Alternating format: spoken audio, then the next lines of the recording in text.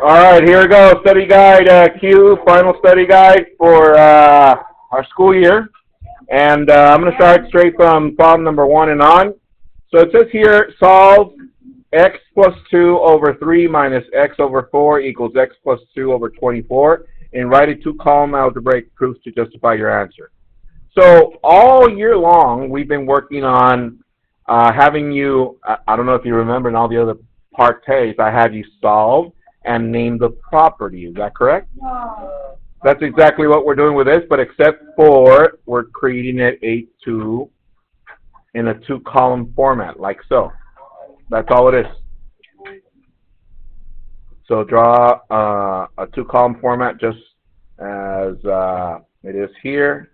And our first step, of course, we write x plus 2 over 3 minus x over 4 equals x plus 2 over 24.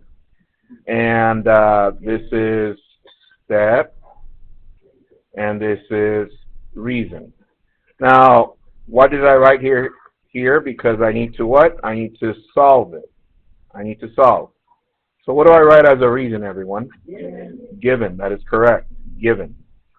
So, first things first. We have fractions all over the place. What do, Edward?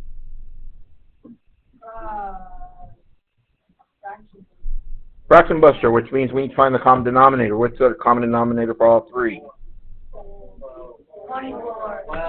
24.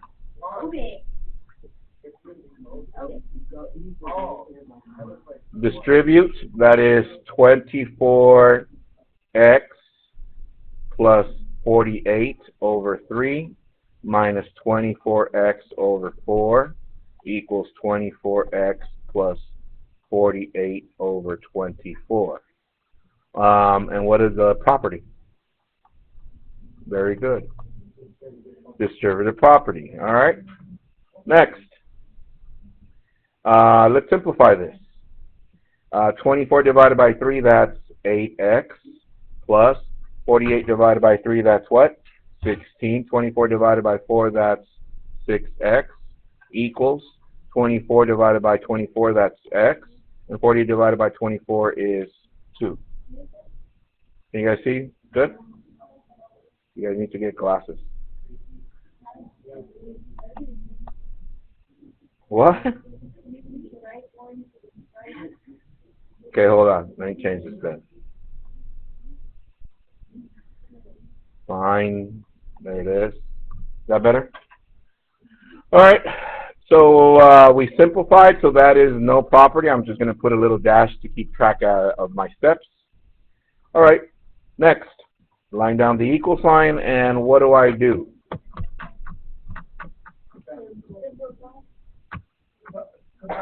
Combine like terms. What is 8x minus 6x? 2x plus 16 equals x plus 2. And this was a question in the Jeopardy game, right? What two properties were used when we combine like terms? Commutative and associative property. And do I need to show the process? You guys remember, right? Why commutative? Because we need to move this one closer to the 8x, right? We do that in our noodle. And then once we have that, we combine 8x and negative 6x in a parenthesis. That's called the associative, yes? All right, continue. Can we simplify either side anymore? No. So what do we do from there? Subtract x. So that gives us x plus 16 equals 2. And that is subtraction property of equality. Before I continue, notice this one was commutative property, but this one is property of equality. And look what we did here for that one, and look what we did here for this one. Talk it over to your neighbor, let them know what's the difference between this kind of property and equality property. Equality property.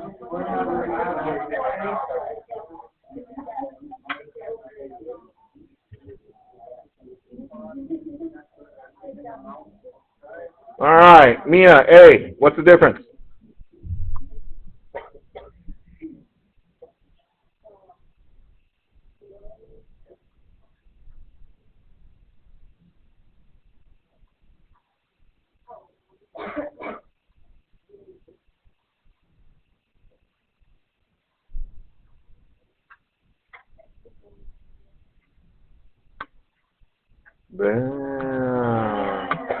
No. I said, what's the difference between the two properties? I should talk it over your neighbors. Oh my goodness. So hopefully you saw that the properties of equality, you do the same process for both sides.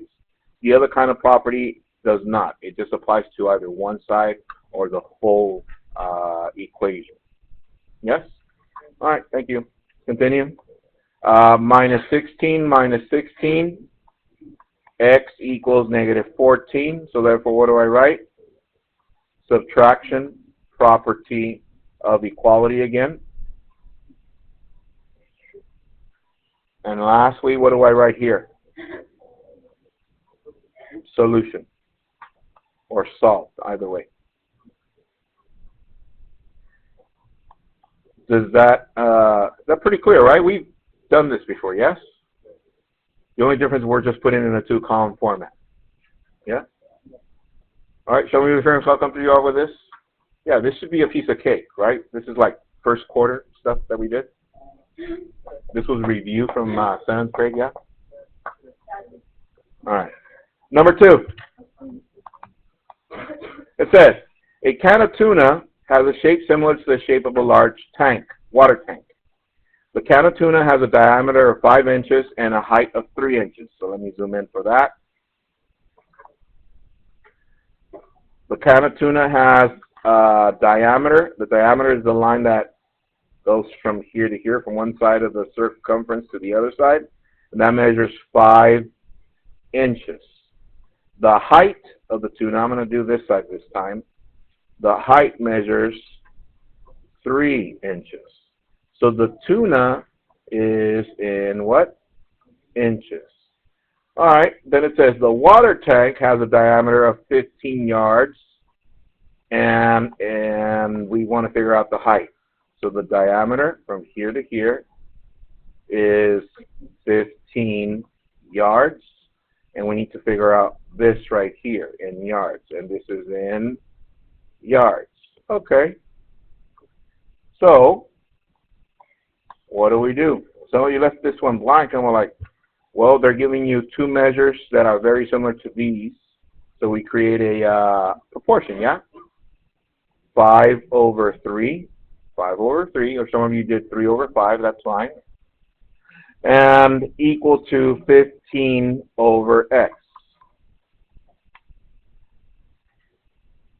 All right, tell your neighbor if they were to continue solving like this, what would be the mistake? What would be the mistake, please?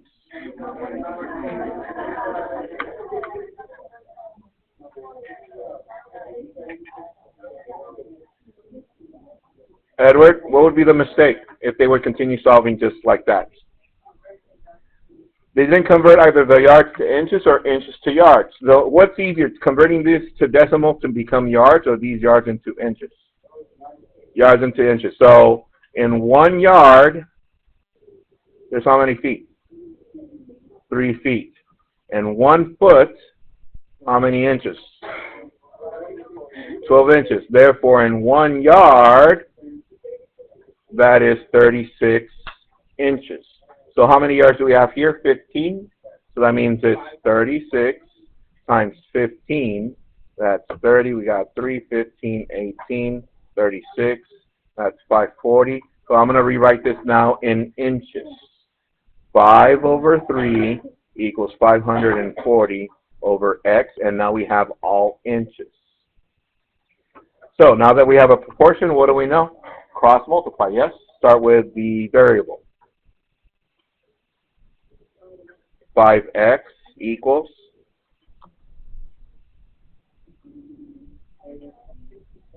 1620. Let's solve. Let's see, how does the screen look? Divide by 5, divide by 5.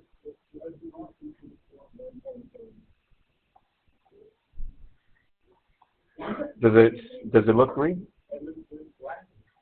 All right, fine. X equals, let's see, 5 into 16, how many times? 3. We have 1 left over. 5 into 12, how many times? 2. We have 2 left over. 5 into 20? 4. And this is inches. However, it says, what is the height of the water tank in both inches and yards? We have inches. So what did we do to get to inches? Multiply by 36. So what do we do to get to yards again? Divide by 36. So therefore, we get 324 divided by 36. 36 fits in here 9 times. So therefore, X equals 9 yards. Yes?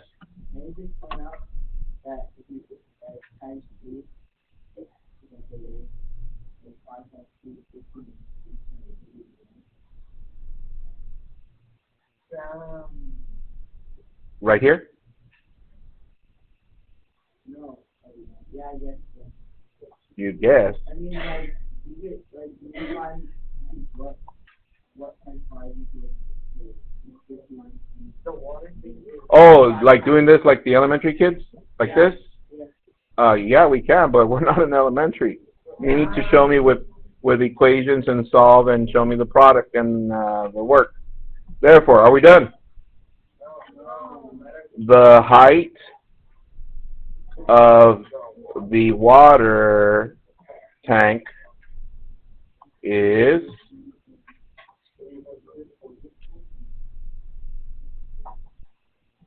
10 cubes.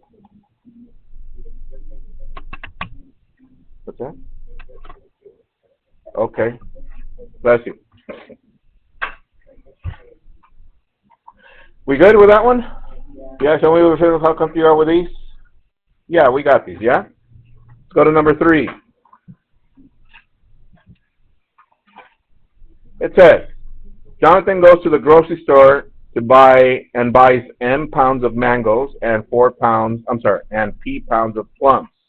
Mangoes cost X dollars and the plums cost Y dollars. Write an equation that represents the total cost of Jonathan pays for the fruit. So on this one, I think I mentioned before that when we do item and cost, remember the warm-up that we do? Today we did quarters, dimes, total, item, cost. So what do we know how many quarters? I said no, that's a few. Do we know how many dimes? No. How many total coins were there? 43. And then we said, what is the cost for the quarters? 0.25 Q.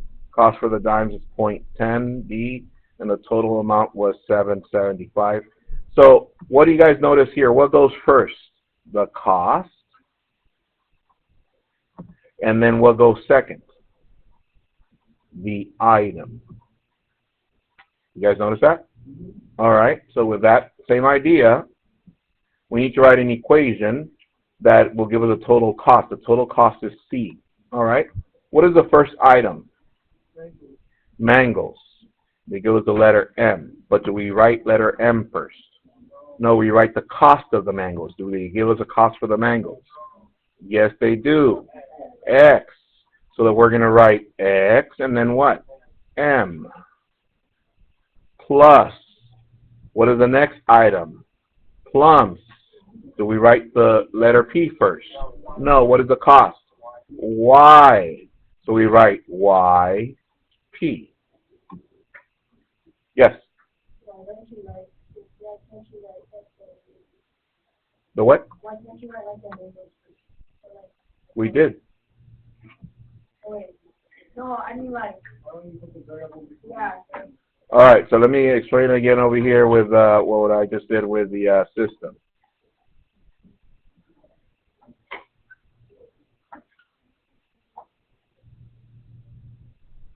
Do I need to explain this again?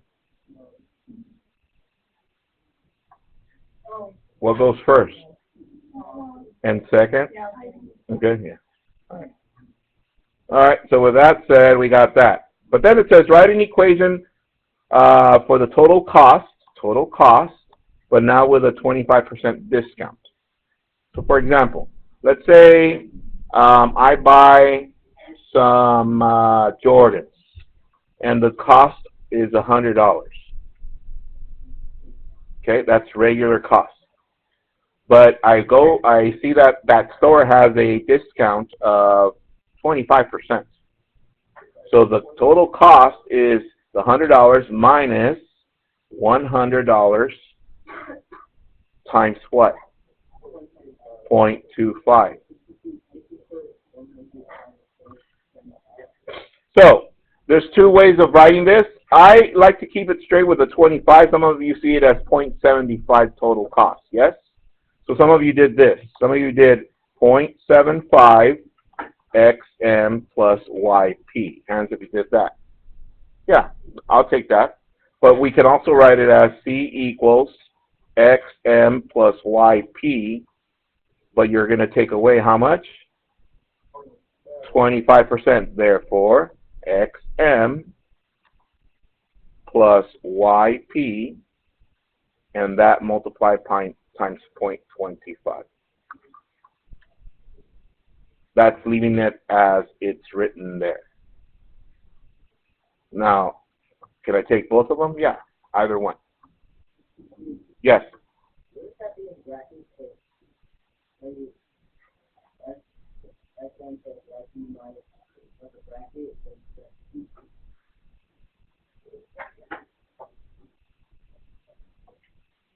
Okay, bracket.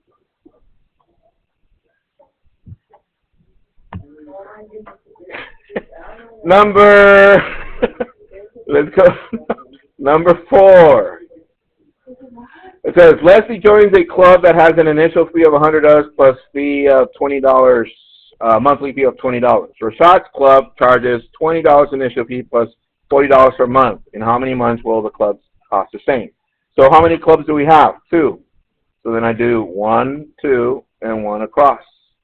The first club, I'm going to put Leslie's club, and then Rashad's club, and then right here I'm just going to write total. So I'm going to first write the expression for the first club. Initial fee of how much? 100. So I'm going to put plus 100. But what goes first? The monthly fee. How much do they charge a month? $20. Since we don't know how many months, what goes first? The cost. And then the month. Since we don't know the month, we're going to do 20x. Yes? So with that said, look at Rashad's. Rashad's initial fee was what? $20. So we do plus 20. But how much a month? 40. So we write 40x. And here the keywords are, in how many months will the clubs cost the same? So this club costs the same as that club. So what does that mean? 20x plus 100 costs the same as 40x plus 20. And we solve. Minus 20x minus 20x. 100 equals 20x plus 20. Minus 20 to each side. 80 equals 20x. Divide by 20. 4 equals x. We're good?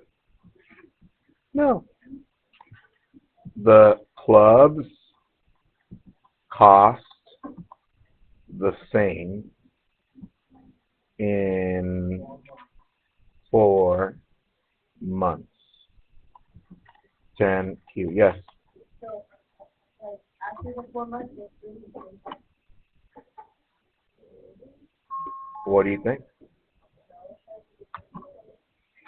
What can we do to find out what would it be the cost be for 5 months?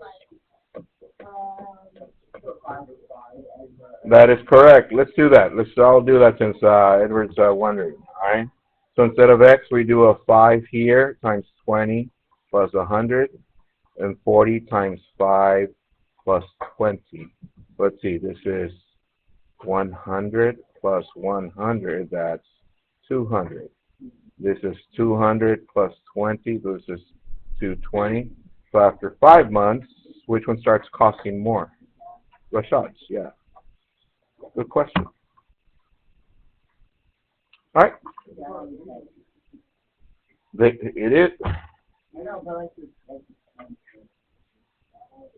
Oh, you mean the extra question? Then, number 5. It says, for the relation -2, 6, -1, 5, 0, -4, and -1, 5, and 4, 0, it says, express each relation as a table, as a graph, and as a map and diagram. All right? Wasn't this probably the easiest one you ever did? Yeah? So this is -2, 6, -1, 5, 0, -4, -1, 5, and 4, 0.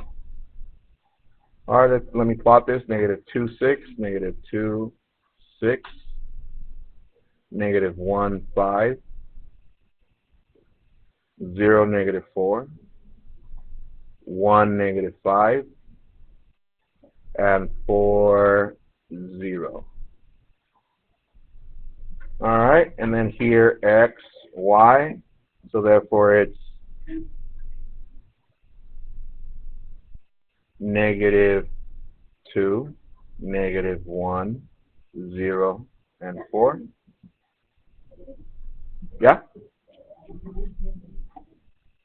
What's that?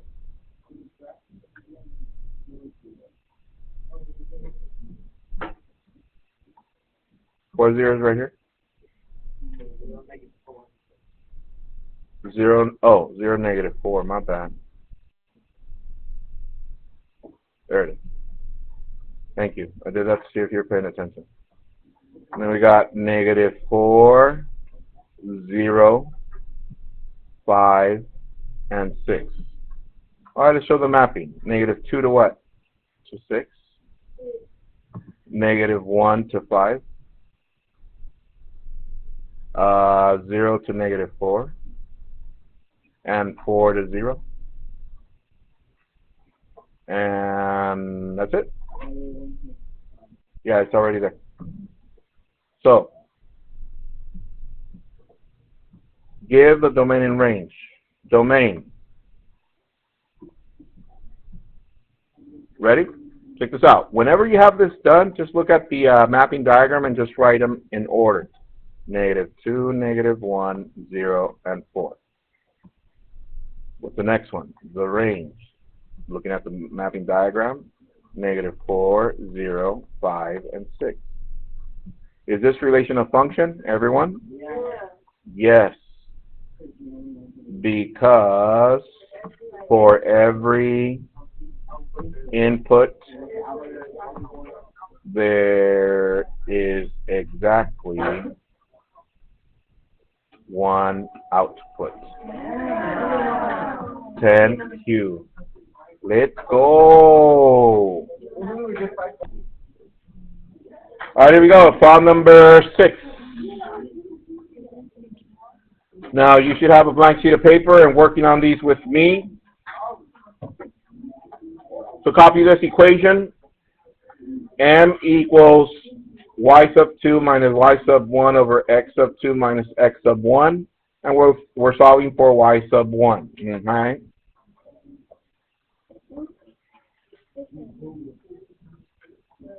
There's number 6.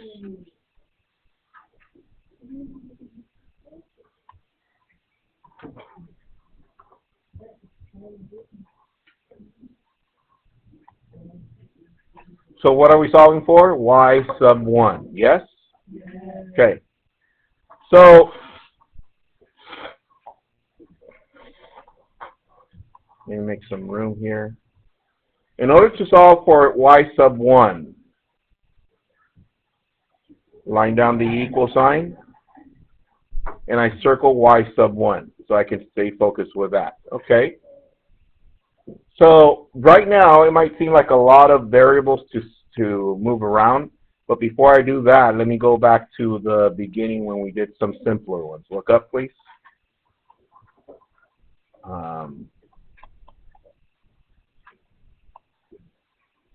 Look at this one. Don't copy it, just look at it. If I was to solve for x, I need to get everything that's around it out of the way. Is that correct? But I cannot get rid of the 4 before I get rid of the what? So what is the 5 doing? It's dividing, so I need to multiply times 5 both sides. Is that correct?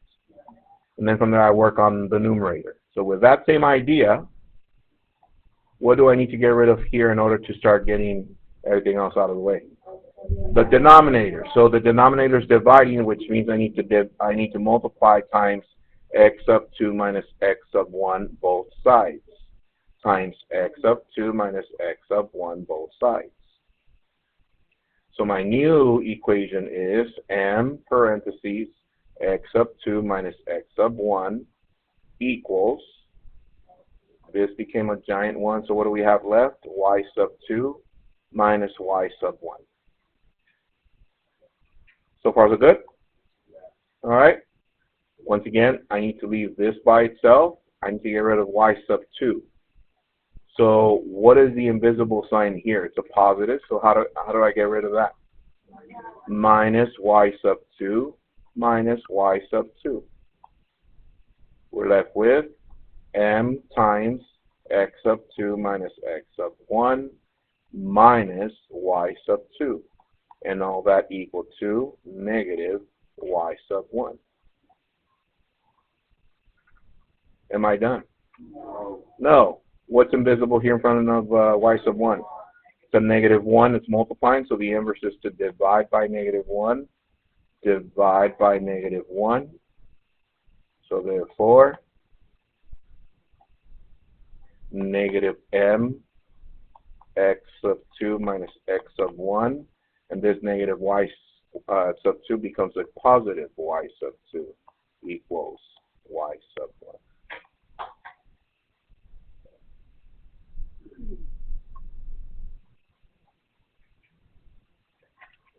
We good? Show me the fingers how comfortable you are with these? 4 or 5s, okay? Yeah, we got these, yeah? Let's go to number 7. Very similar to this one, but now they're applying it to an inequality. Copy this one, please. Example number 7. xy plus 5 less than or equal to w minus 2. And we're going to solve for y. So let me make some space here.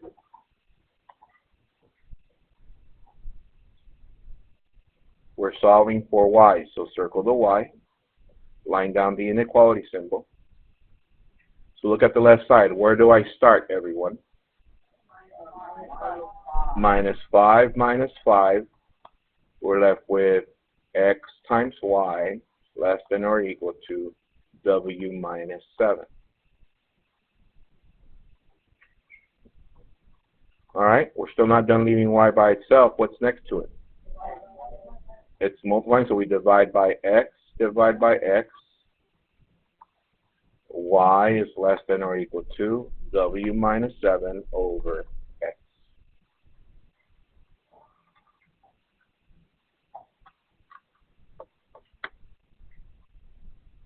Good, right? Okay, show me the things, how you come figure out with these. Okay, good. Go to number 8. Man, that was easy.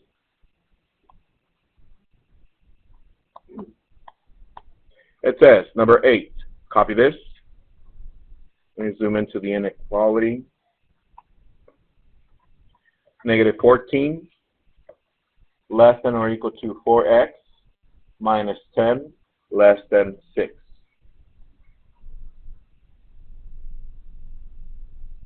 Okay, it says,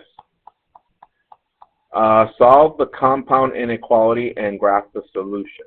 Okay, so it's called compound because now we have two inequalities in one. So that means you need to draw a line down the inequality symbol here and here. Start from where the variable is at. To leave the variable by itself, what do I need to do here? Add 10 here, add 10 here, but we also need to add 10 over here. We're left with negative 4 less than or equal to 4x, because this cancels, and this is less than 16. Are we done? No. Divide by 4, divide by 4, divide by 4. Therefore, negative 1 less than or equal to x less than 4. Good? All right, let's graph this. All right, so I'm going to do the first part. Let me do this. Hold on. Let me...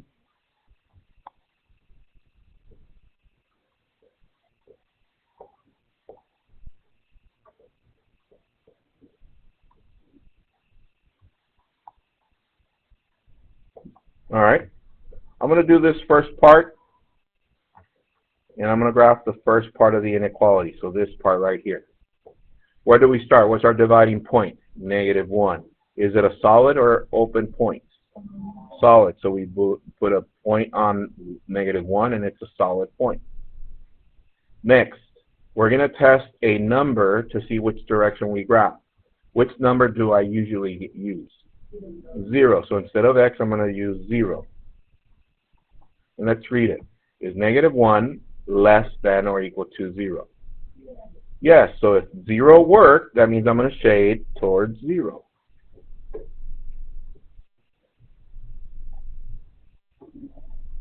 Okay, so I'm done with that first part.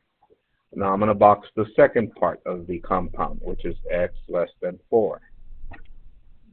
So I'm going to go to 4. Is it an open or closed point?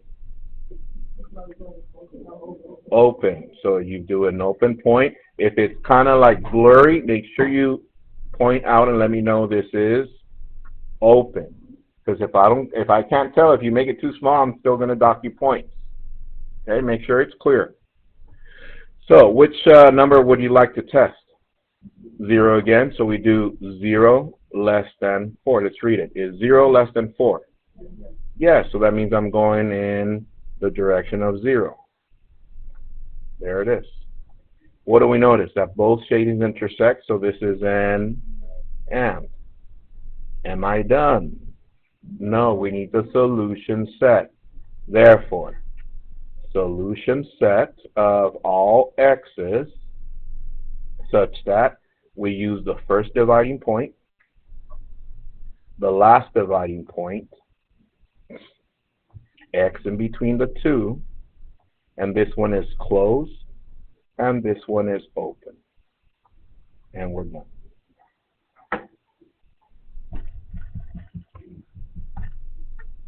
Show me how comfortable you are with these. 4, 5, 5, 5, 5. Okay, of course. All right. Yeah, we got this, yeah? All right, let's go to number 9. Number 9. Yay, your favorites. Yay. Copy this sequence, please. This is number 9. 5, -15, 45, -135. Copy that really quick.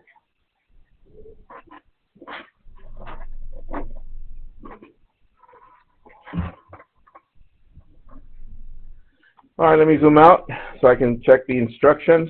It says, is the following sequence an arithmetic or geometric sequence? So they're asking arithmetic or geometric. Find the fifth term. So they're asking us two things. For the rule, if it's arithmetic or geometric, and then to find the fifth term. So to get started, first let me elaborate on arithmetic and geometric. Arithmetic and geometric sequences start the same. Tell your neighbor what I just said. So arithmetic should start like this. F of n equals f of n minus 1.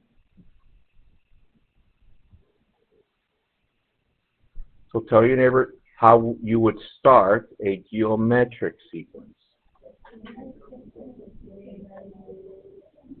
Very good. Your neighbor should have said the same as the other. F of n equals f of n minus 1. They both start the same. Are we there? So, Mr. Q, what's the only difference from one to the other? Well, the only difference is the pattern. If this one, the arithmetic, if they're adding or subtracting as a pattern only, then it's an arithmetic. And then the last part of the formula would be plus D. if the pattern is being multiplied or divided by a certain number, then the pattern will be times R. That's the only difference. So let's see. Let's go to our pattern here. Look at 5. Think about it. Don't say it out loud. What happens to 5 to get negative 15? Don't say it out loud. Then from negative 15 to get 45 positive. Then from 45 to get negative 135 negative. Say, neighbor, what would be a pattern to use? What would be a pattern?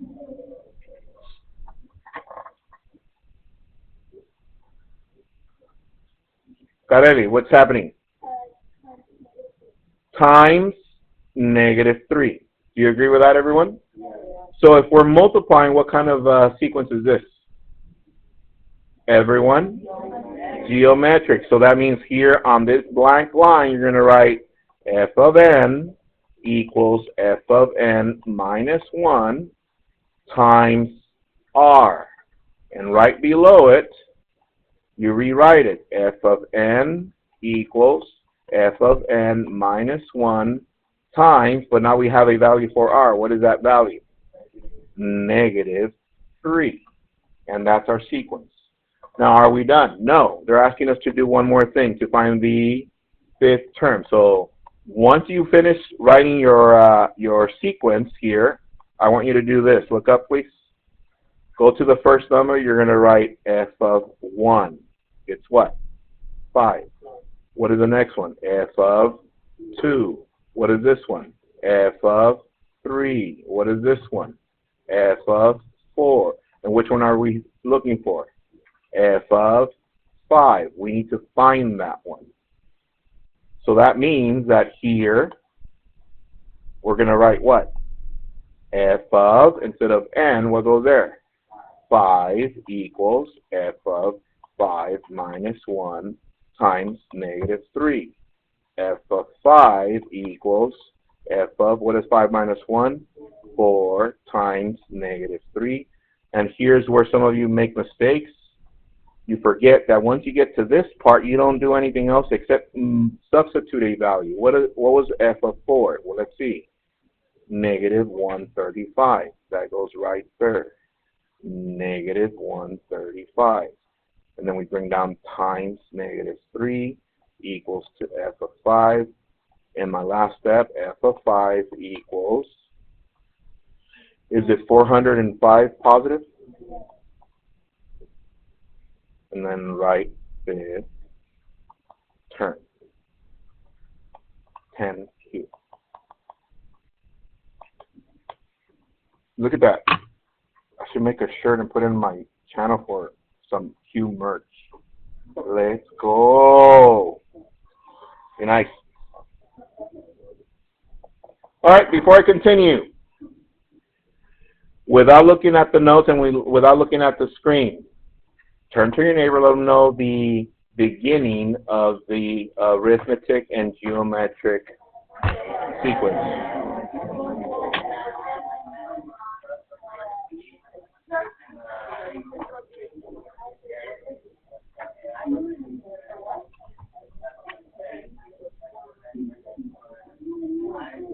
Okay? Also, a quick note, this is what we call a recursive rule. That's what we call a recursive rule. What does that mean? That we need a number, previous number, to continue working out the next number. Okay? All right. Show me your fingers so I can figure out with this one. Okay, good. Let's go to number 10.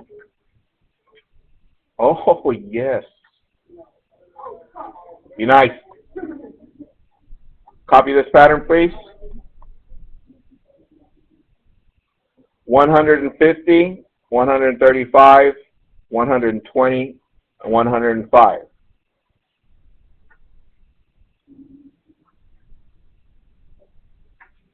All right? So right away, the first thing I want you to do, as soon as you get to that, I want you to do f of 1, f of 2, f of 3, f of 4. Just label whatever you have so far. The second thing you do is find a pattern. What's happening from here to here, from here to here, from here to here? Tell your neighbor, please. Minus 15. Okay, that's our pattern. Now be careful with this one because this is where some of you made mistakes last time. Look up, please. Write your utensils down, look up. It says, Ian wrote the sequence 150, 135, 120, 105. Find the next three terms. That's easy because some of you can, elementary kids can subtract, yes? However, what I want to see is the rule and using the rule. The only difference is that this one is different. This is an explicit rule. Mr. Q, what's the difference between this one to the one we just did? The one we just did is a recursive rule. This one is different. So what do we need, Mr. Q, for this one? Well, for this one, we need to write f of n equals. We need the first term. What is our first term? 150. Then we need the pattern. What is a pattern? Minus 15. And how do we finish this sequence, Mr. Q? Just writing n minus 1.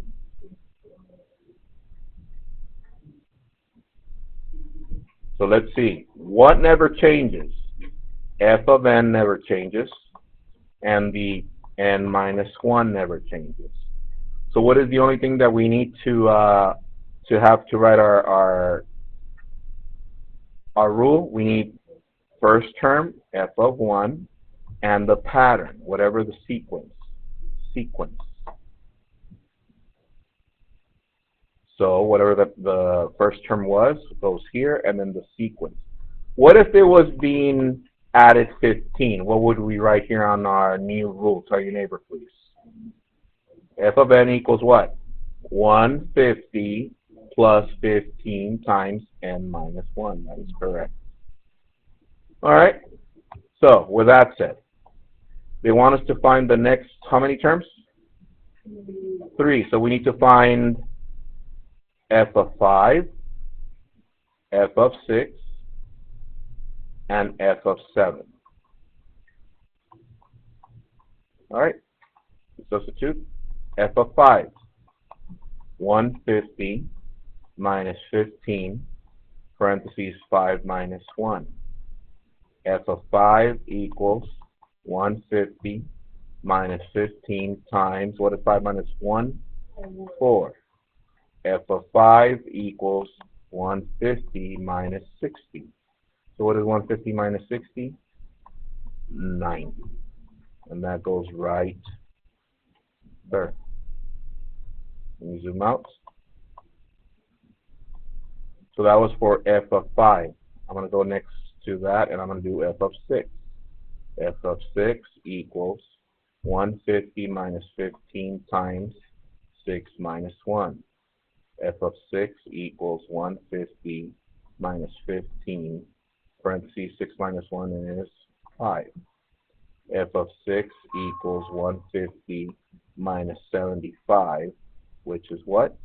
75. That goes right there. And I'll let you do the last one.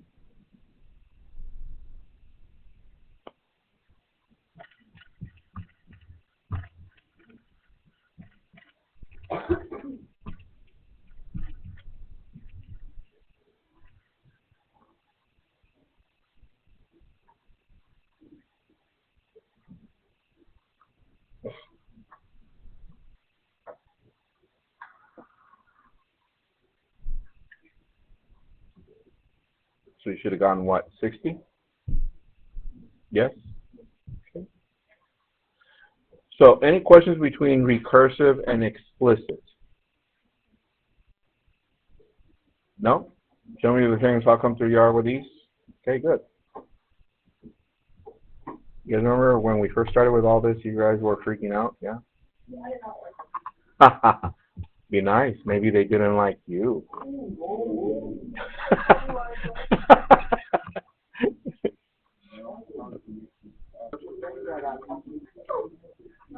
Number 11 says,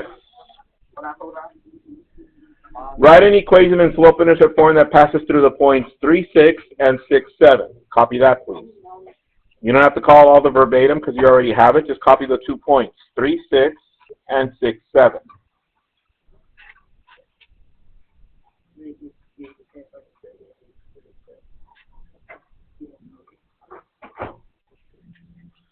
Point 3, 6, and 6, 7. All right, let's see.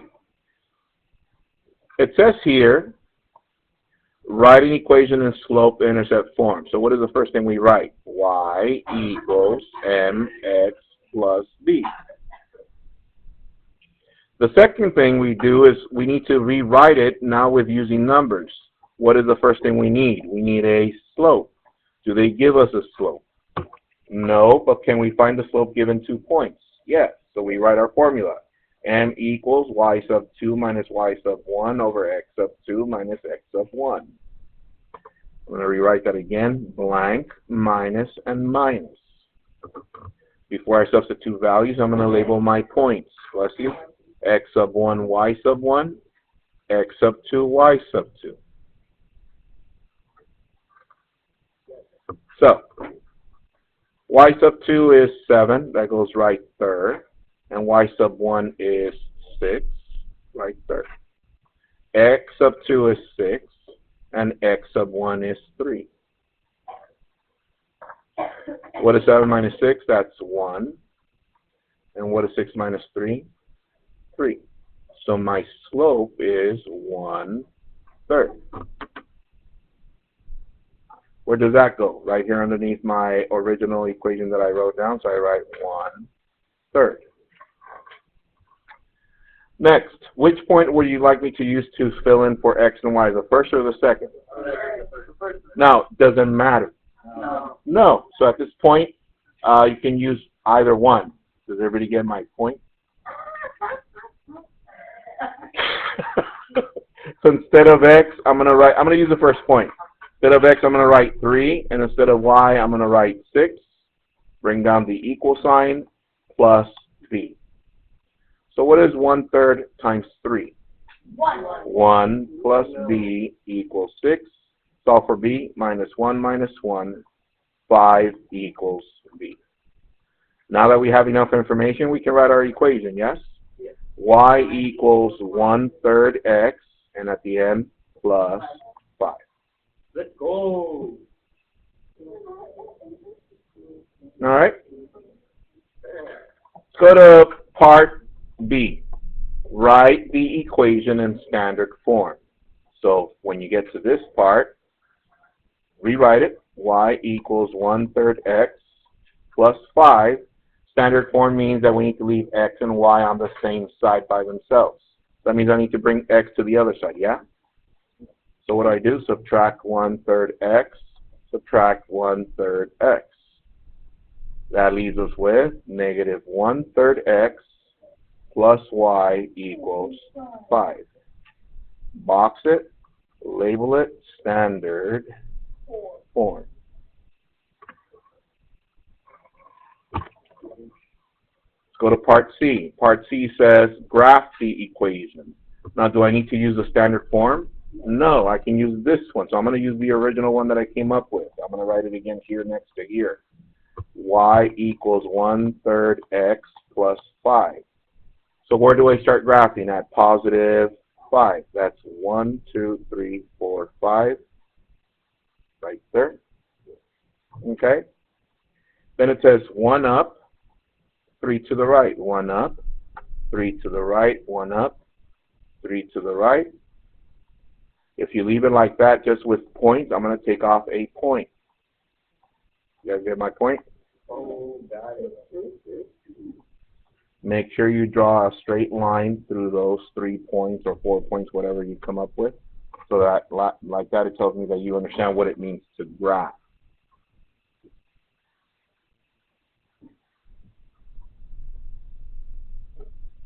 Go to the next part. It says, write an equation in slope-intercept form for the line that is parallel to the original. So here's my original. Before I write my equation, think about it. What does it mean to be parallel? What does it have to have in the equation? Tell your neighbor, please. What?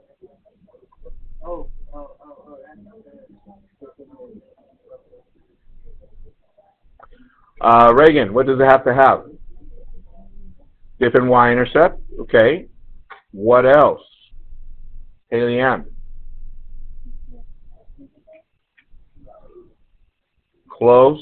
Same different y-intercept. Same slope. Same slope. Different y-intercept. So I'm going to rewrite this, but without the y-intercept. Yes, because it's got the same slope. Y equals 1/3 x. But at the end, I can end it with any number. Fatima, give me a number. Plus 7. Any number. Yeah?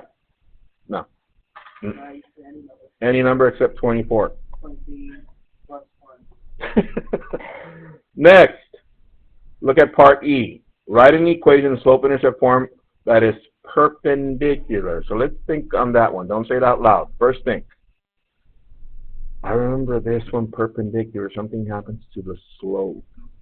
Talk it over to your neighbors, please.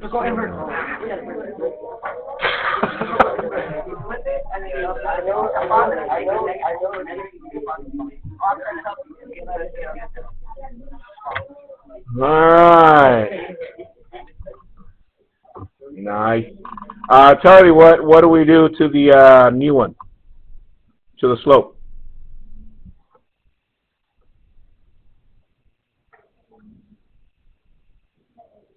Okay, Avro, help her out. Reciprocal, and then the inverse of the sign. So what is the reciprocal of 1/3? 3. And what is the inverse of a positive? Negative. So we just write x, and then we can end it with whatever you want.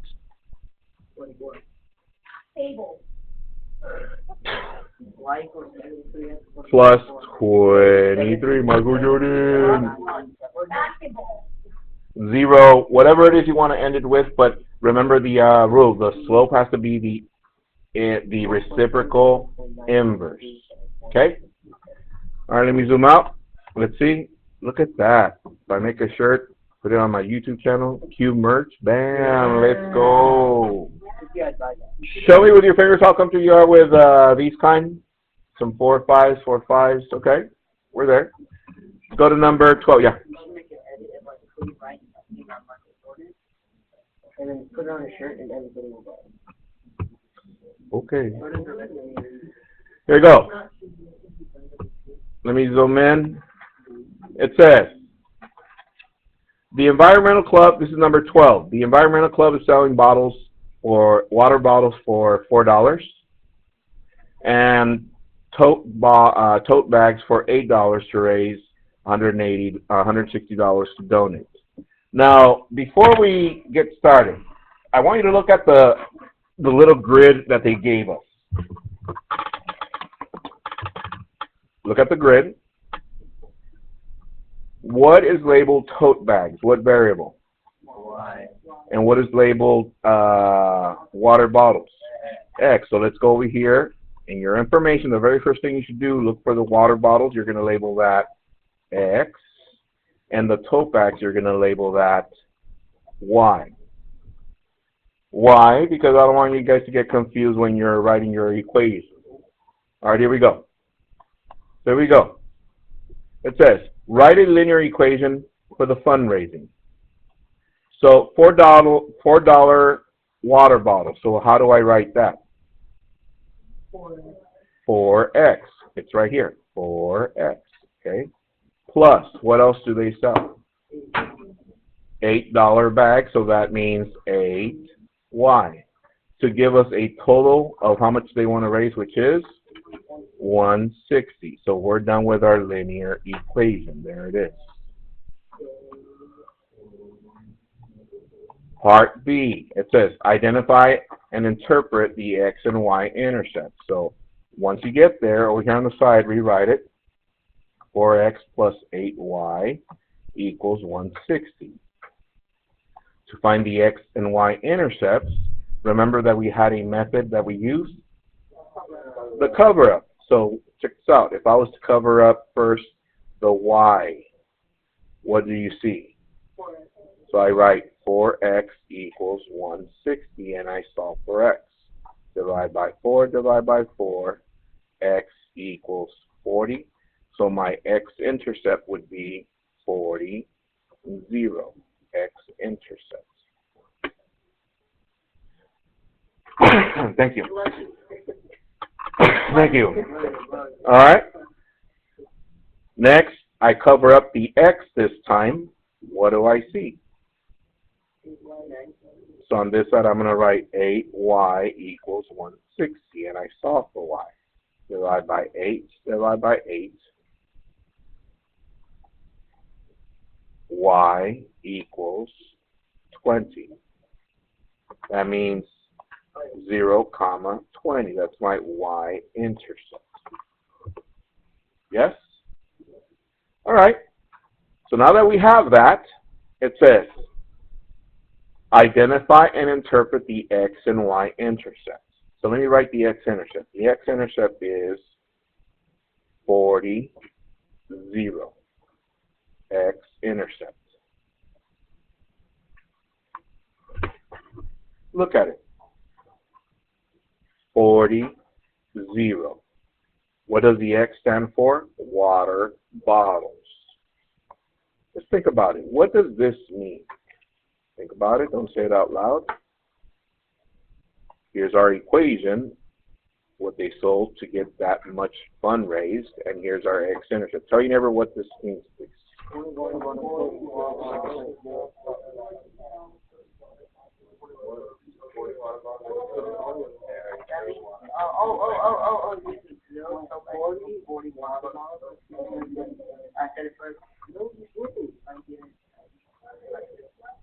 Okay. Paul, what does that mean?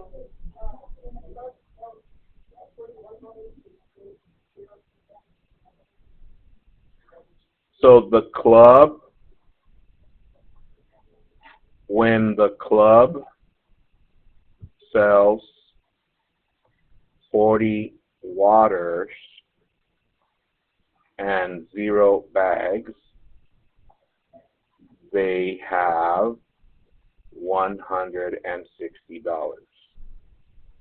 That is correct.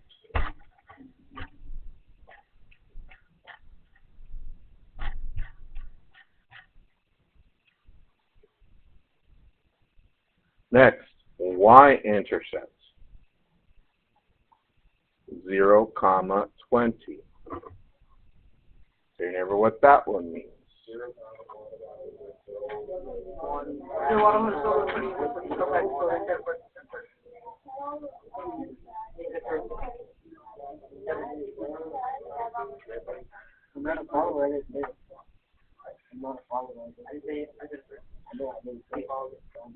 Mel, go. They sell 20 bags, 0 waters, for a total of how much?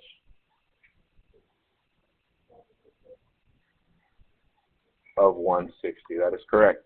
So when they fundraise, they can either sell 40 bottles of water to get the 160, or 20 bottles of water to get, 20 bags by themselves with no water to get the fundraising. Let's graph that. X-intercept is 40, 0, which is right there, and 20 tote bags, which is right there. For the sake of seeing the graph, I want you to do this. Even though, question, do they sell half bottled waters? No. So what would that do to our graph if we were to do this if we don't sell by half bottled waters or by half a bag? What happens to this? Tell your neighbor, please.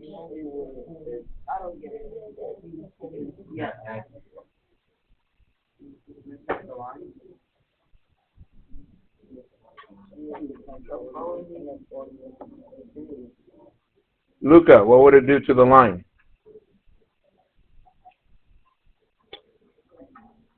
No. I mean, the pattern is correct. Connecting these two is correct.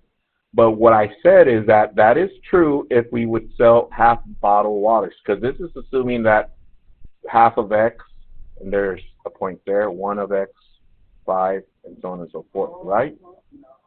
So, since we don't sell half bottles of water, what would I have to do to the line? Who sees it? Julia. Divide I don't know. I have an idea, but I don't know. Look what I'm doing.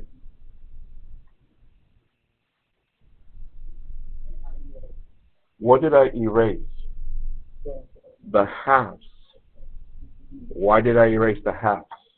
Oh, it's math. Because we don't sell by the halves. We only sell the whole numbers all the way through. Does that make sense? Now, am I going to ask you to do this on the day of the party? No, as long as you just connect these two. I'm just showing you why it's accurate what we did with the line, doing this, but I'm showing you what it actually looks like if I was to ask you to do the correct graph, which is that. So, anyways, does everybody understand what I'm talking about? Yeah. Okay. Either yes or no. My goodness. All right, for those of you that still don't see it, let me zoom in.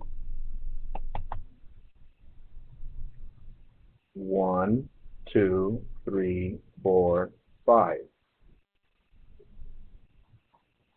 Which means there's a point here.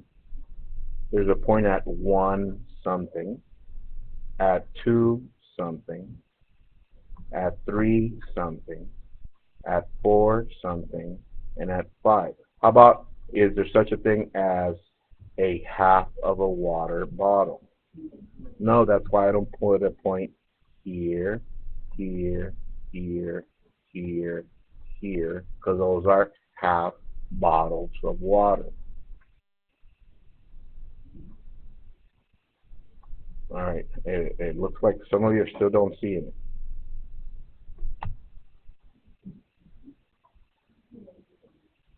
Okay, I'm going to place a point here when I sell 1 bottle of water. Look up, please. Look up. Here's 1 bottle of water. I sold it. I'm going to place a point there. Here's another water bottle. Another, and another. Those are points. But what do you see that's missing here in between? There's stuff missing. Do you guys see there? There's something missing here, here, here, here. What are those? That are half bottle waters. Can we sell half bottle waters? No. No, we only sell full bottle water. This is I sell 1, 2, 3, 4, 5. That's why we do this. 20, and then we draw all the way up to here. We draw our line, but can it be closed like this all the way through? No, it has to be dotted to indicate that we don't include the halves. The halves. Yes? Anyways, but as long as you do that, you're good. All right, let me zoom out. We go with this one, yeah? All right, let's go to number 13. 13. Get your study guide in front of you. And zoom out.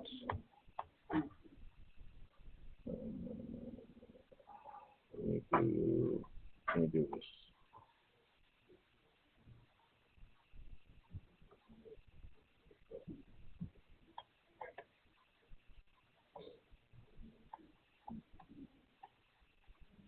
All right, here we go. So I'm going to start graphing this one. I'm going to start with blue. Where do I start? Positive 5. 1, 2, 3, 4, 5. Right there. What is my slope? 1 down, 2 to the right. 1 down, 2 to the right. Plot your point. Do it again. 1 down, 2 to the right. Plot your point. Do it again.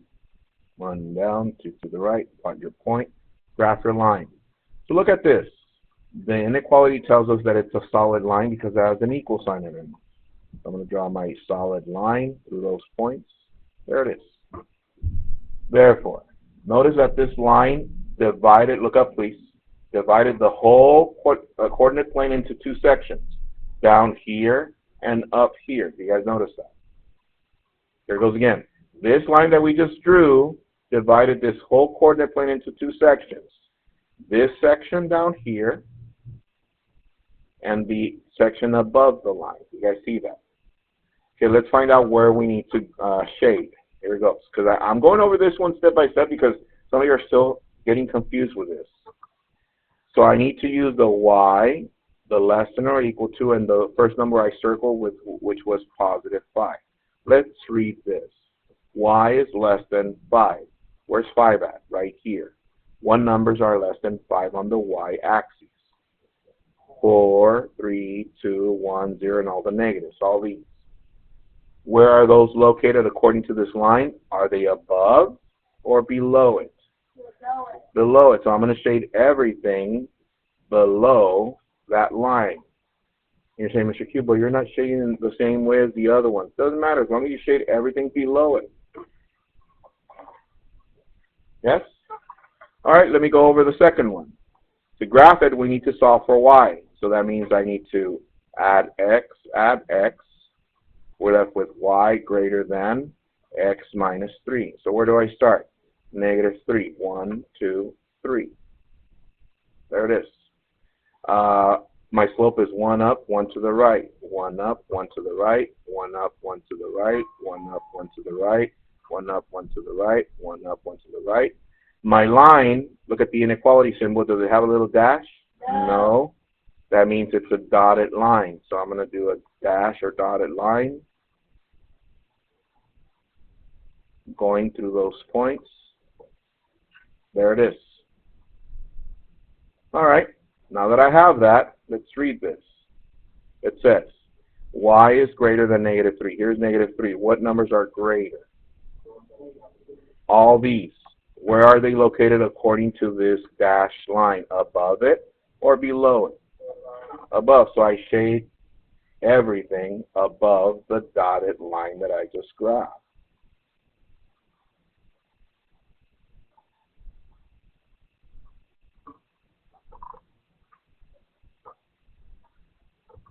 Once we have that, they want us to come up with two solutions and two non-solutions. So where's my solution set? Right here in the checkered box. Solutions. So what would be one easy solution? 0, 0. How about the other one? 1, 1. 0, 0, 1, 1. What would be a non-solution? Anything that's not in here. So I'm going to go way up here where there's nothing. There's 1, 2, 3, 4, 5, 6, 7. 1, 2. So that is 7, 2. What would be another point? 7 what? 7, 3 or 8, 2 and 8, 3, whatever that case. Be careful with the graphing because remember these, if you do something wrong at the beginning, then that means the whole thing is wrong. Okay? What? A burrito. Yeah, that's burrito. What do you mean? As a bacon food.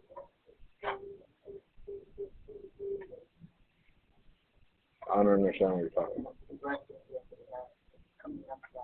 Oh, I get it. All right. So I'm gonna upload this first part of the video, which is numbers 1 through 13. Then I'll upload the second part later on. Okay. So make sure you revisit that tonight and revisit the problems that you actually need help with. Okay.